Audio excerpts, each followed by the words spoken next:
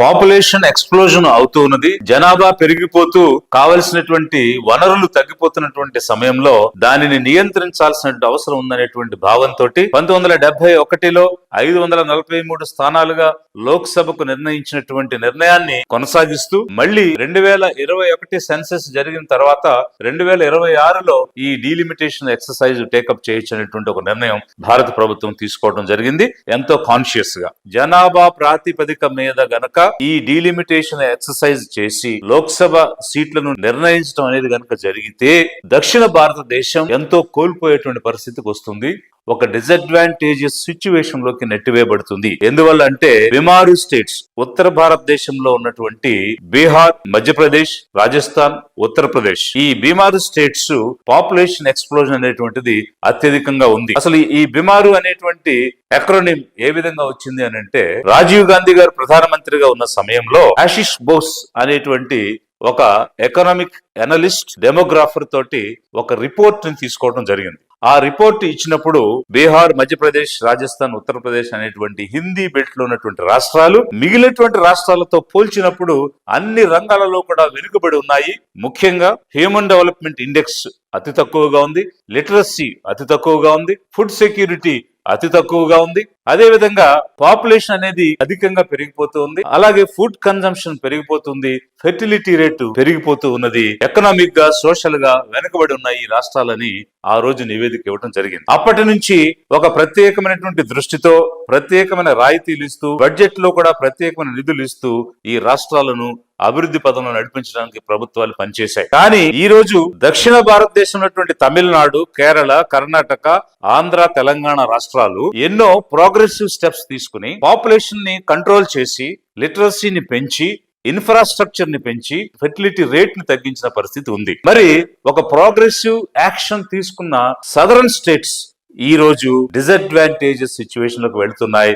ఒకవేళ population basis మీద లోక్సభ నియోజకవర్గాలు డీలిమిటేషన్ అనేటువంటిది కనుక జరిగితే ఈ రోజు 543 సీట్లు మన లోక్సభలో ఉన్నాయి. వీటిని జనాభా ప్రాతిపదిక మీద రీడిస్ట్రిబ్యూషన్ కనుక చేస్తే 80 సీట్లు ఉన్న ఉత్తరప్రదేశ్ కి 91 వస్తాయి, 40 సీట్లు ఉన్నటువంటి బీహార్ కి 52 అవుతాయి, 25 సీట్లున్న రాజస్థాన్ కి 31 వస్తాయి, 29 ఉన్న మధ్యప్రదేశ్ కి 32 వస్తాయి. ఇలా చేస్తే ఏమవుతుంది అని అంటే ఉన్న సీట్లలో అధిక శాతం యూపీ, బీహార్, రాజస్థాన్, మధ్యప్రదేశ్ కి వెళ్ళిపోయేటువంటి పరిస్థితి ఉంది. ఈ సినేరియోలో 24% లోక్సభ సీట్లు కలిగిన దక్షిణ భారతదేశం 5% కోల్పోయి 19% పరిమితం అవ్వాల్సిన పరిస్థితి వస్తుంది. ఎలా అంటే 39 ఉన్న తమిళనాడు 31 సీట్లకు పరిమితం అవుతుంది, 42 సీట్లున్న ఆంధ్ర, తెలంగాణ కలిపి 34 సీట్లకు పరిమితం అవుతుంది. కేరళలో ఉన్నటువంటి 20 సీట్లు కాస్త 12 సీట్లకు పడిపోతాయి. 28 సీట్లు ఉన్నటువంటి కర్ణాటక 26 సీట్లకు పరిమితం అవుతుంది. ఇంచుమించు 26 సీట్లు కోల్పోయేటువంటి పరిస్థితి ఒక్క దక్షిణ భారతదేశంలో ఉన్నది.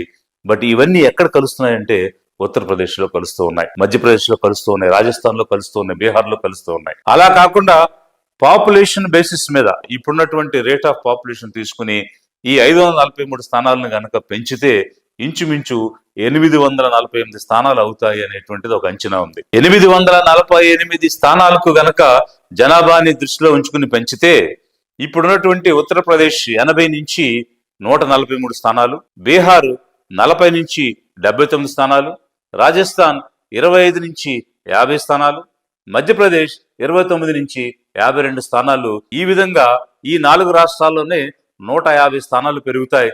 అంటే ఇప్పుడున్నటువంటి 174 నుంచి 324 స్థానాలకు కేవలం 4 రాష్ట్రాలే హిందీ బెల్టే బీజేపీ పాలిస్తున్నటువంటి రాష్ట్రాల్లోనే ఇన్ని సీట్లు అదనంగా యాడ్ అయ్యేటువంటి పరిస్థితి ఉంది.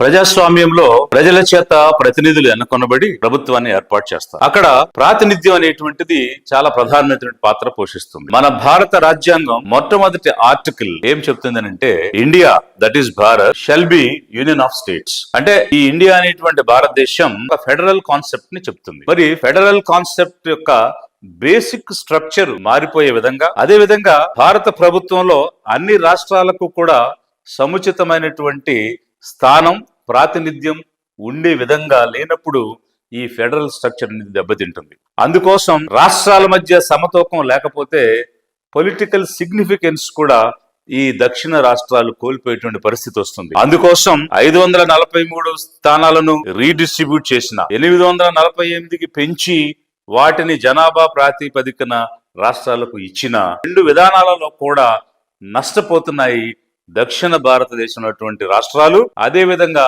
నార్త్ ఇండియా, ఉత్తర భారతదేశంలో ఉన్నటువంటి పంజాబ్, హర్యానా, హిమాచల్ ప్రదేశ్, ఉత్తరాఖండ్ లాంటి చిన్న చిన్న రాష్ట్రాలు. మరి ఈ ప్రాతిపదికను ఇచ్చినప్పుడు ఏమవుతుంది? 848 స్థానాలను అలొకేట్ చేసినప్పుడు ఈ బీమారు స్టేట్స్ కి 38% సీట్లు వెళ్ళిపోతున్నాయి. అప్పుడు మన సౌత్ ఇండియాలో ఉన్నటువంటి రాష్ట్రాలకు 19% పడిపోతున్నాయి.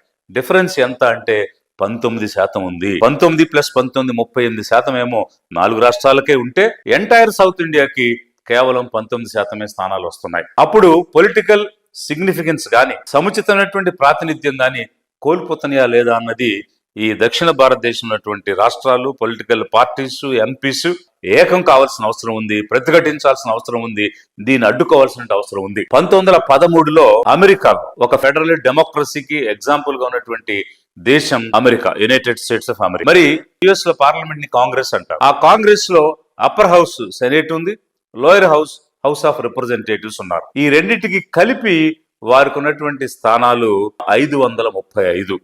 అందులో 100 సెనెట్ కు ఉంటాయి, 435 హౌస్ ఆఫ్ రిప్రజెంటేటివ్స్ కు ఉంటాయి. అది లోక్సభ లాంటిది.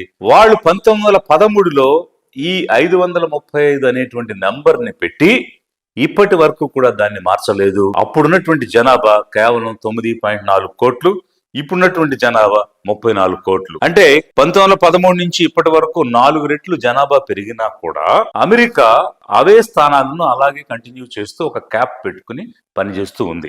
మరి అలాంటి ప్రజాస్వామ్యం ఉన్నటువంటి భారతదేశం మనకి 543 స్థానాలు పెట్టినప్పుడు 54 కోట్ల జనాభా ఉంది. ఇప్పుడు 145 కోట్లు అయింది. మరొక 30 సంవత్సరాలు ఈ జనాభా పెరిగే అవకాశం ఉంది. అది 165 నుంచి 170 కోట్ల వరకు వెళ్తుంది. ఆ తరువాత పెరుగుదల తగ్గి డిక్లైన్ ఇన్ పాపులేషన్ అనేటువంటిది చూస్తుంది అని డెమోగ్రాఫర్స్, ఎకనామిక్ అనలిస్టులు ఇస్తున్నటువంటి సమాచారం.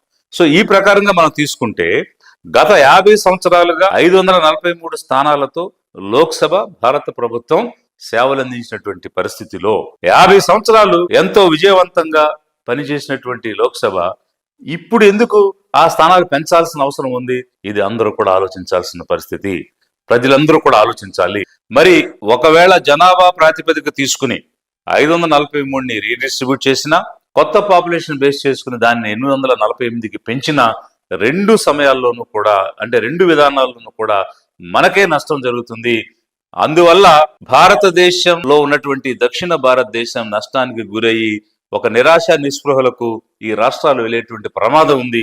అందు గురించి ఈ 543ని కంటిన్యూ చేయమని, ఒకవేళ సీట్లు పెంచాలి అని అంటే అది రాష్ట్రాలలో ఉన్నటువంటి అసెంబ్లీలలో ఎమ్మెల్యే స్థానాలను పెంచుకుని పాపులేషన్ కు అనుగుణంగా వారి యొక్క మనోభావాలు రిఫ్లెక్ట్ అయ్యే విధంగా ఎమ్మెల్యేల స్థానాలు పెంచి అసెంబ్లీలో చర్చించితే దానికి ఒక సార్థకత ఉంటుంది.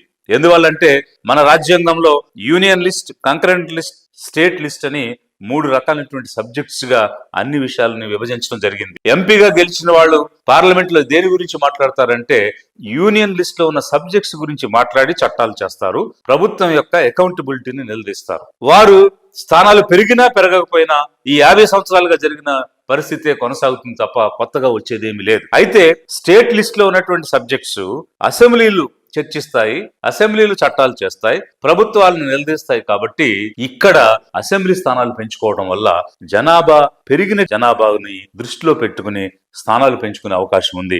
కాబట్టి లిబరేషన్ కాంగ్రెస్ పార్టీ ఏం కోరుతుంది అంటే ఇప్పుడున్నటువంటి 543 స్థానాలను యథావిధిగా కంటిన్యూ చేస్తూ రాష్ట్రాలకు ప్రతిపత్తినిచ్చి అక్కడ అసెంబ్లీ స్థానాలు పెంచుకునే విధంగా ఈ డీలిమిటేషన్ కమిషన్ పనిచేయాలని, అలాంటి వెసులుబాటును ఇవ్వాలని చెప్పేసి లిబరేషన్ కాంగ్రెస్ పార్టీ కోరుతుంది.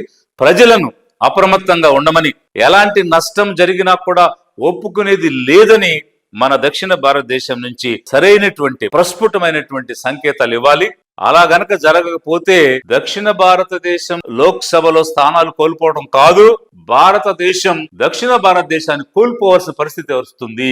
South India not losing seats in parliament, India may lose south India అనే పరిస్థితి ఎదురవుతుంది. అప్పుడు యునైటెడ్ స్టేట్స్ ఆఫ్ డెక్కన్ అని కొత్త దేశం ఆవిర్భవించేటువంటి పరిస్థితులకు దారి తీస్తుంది ఈ డీలిమిటేషన్ ప్రక్రియ ద్వారా జరిగే నష్టం అన్న విషయాన్ని లిబరేషన్ కాంగ్రెస్ పార్టీ ప్రజలకు తెలియజేస్తుంది, రాజకీయ పార్టీలకు తెలియజేస్తుంది. అందుకు అనుగుణంగా మన దక్షిణ భారతదేశం యొక్క ప్రజల యొక్క ప్రాతినిధ్యాన్ని కాపాడమని, ప్రజాస్వామ్యాన్ని, ఫెడరలిజంని కాపాడమని లిబరేషన్ కాంగ్రెస్ పార్టీ విజ్ఞప్తి చేస్తూ ఉంది. ఎందరో మహనీయుల సిద్ధాంతాలు, యోధుల ఆశయాల సమ్మేళనం. దళాధిపతి విజయ్ కుమార్, విజయ్ కౌర్.